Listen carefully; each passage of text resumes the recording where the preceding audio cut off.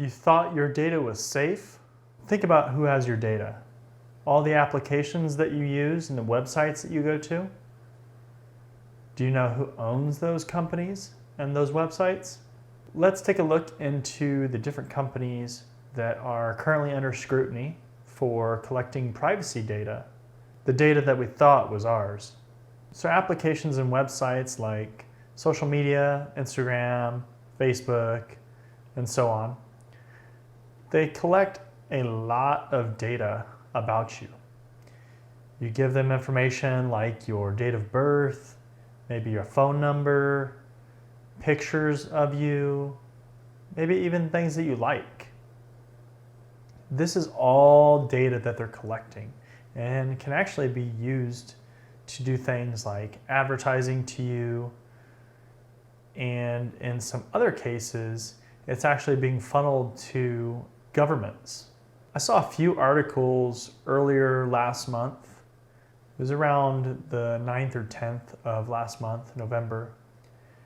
And it was a lot of information and news around social media and data collection. The first article that I found was about TikTok, which is an application that you might be familiar with.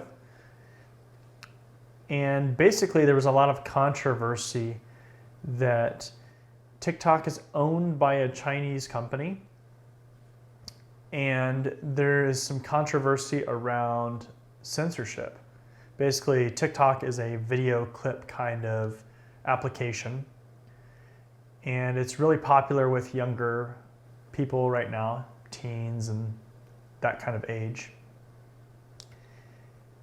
And basically, it's a concern for the US government, especially. Another company that was compared to TikTok in this article was a company called Huawei, and it's a telecommunications manufacturing company, basically. But earlier this year, they were put on a blacklist for the US, basically similar kind of things. Now, the second article that I found was actually about Twitter, and what happened was there was two former employees, so they were employees at the time. They apparently were working with the government of Saudi Arabia to snoop on political dissidents' accounts. And so the accounts on Twitter included the location of the users and obviously a bunch of other information that you put on Twitter tweets and your account. This is interesting from a cybersecurity standpoint because insiders are some of the biggest threats to companies, because those are the people that have the access, they're granted permissions to the data, and they might not set off alarms in the systems because they actually are permitted access, at least to a certain level. And so this all kind of goes around the whole idea of privacy and your data. Do you, as a customer or a consumer, do you know what data is being collected? Do you know where your data is being shipped off to?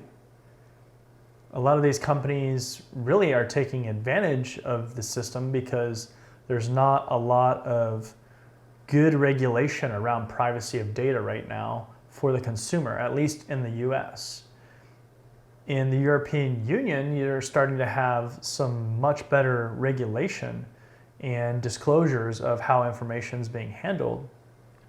But take a look back at the Facebook controversy, where basically there was a trust between two people. So, you're friends with somebody, and because you are friends with somebody, if you then go to an application and allow access to your account, then that application actually then has access to the rest of the data of your friends. And so it's just an interesting discussion because these companies aren't really being forced to heavily protect that data and be very secure of the privacy concerns. And so they're really obviously not showing a lot of concern around that. With the TikTok company, that's kind of a different a different thing, because that's more along the aspect of censorship. Because with TikTok, if they're owned by another government or controlled by another government, then they can therefore censor certain types of things. And especially with the internet, a vast amount of information that's uncensored, so you can really get good information and freedom of information. Then you also have a company like Instagram, which is kind of a little bit different as far as the other two. But again, it goes back to just being transparent. Apparently they're going to start hiding likes on posts, which, if you go to a post and you see a bunch of people like it, then that's pretty interesting, especially from like a company standpoint. If somebody wants to advertise to a certain product or, image or whatever, then seeing those likes, having that information available is useful. So I find it interesting that this is potentially going to happen. And I wonder if on the back end, some of this information is going to be sold, but you as just a normal user aren't going to be able to access this information. And that kind of impacts influencers and people like that too, right? That's a whole business these days, is having access to that information. And so then you have the whole deal where, what if you start getting related information, right? Like, so I liked whatever, some sport, and then I start getting some, what I think is related information. Is that really trustworthy information? Because I can't really tell what linked those two things together. And so that becomes a less transparent and kind of a concern of reliability as far as the consumer. Now, the reason why I brought this discussion up is because there was another article on TikTok. So this student is suing TikTok because they're accusing them of basically taking the information of the user and, I guess, selling it off, which I'm sure they are probably. But also to remember, this goes back to the earlier discussion where China and TikTok apparently are somehow related with that parent company of TikTok. It's an interesting discussion around privacy and do you actually own your data? And what can you do to protect your data? Should you keep using these services?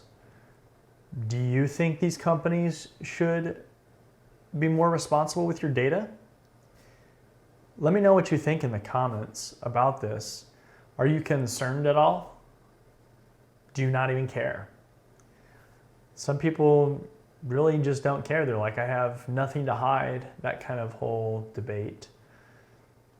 But it's just an interesting discussion, something to be aware of that's going on right now, especially with social media and how much it's grown and how popular and part of everyday life that it is.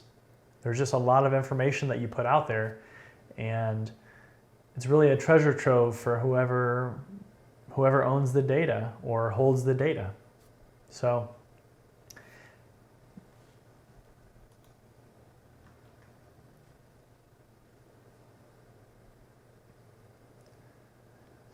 as far as that discussion, that's it for today.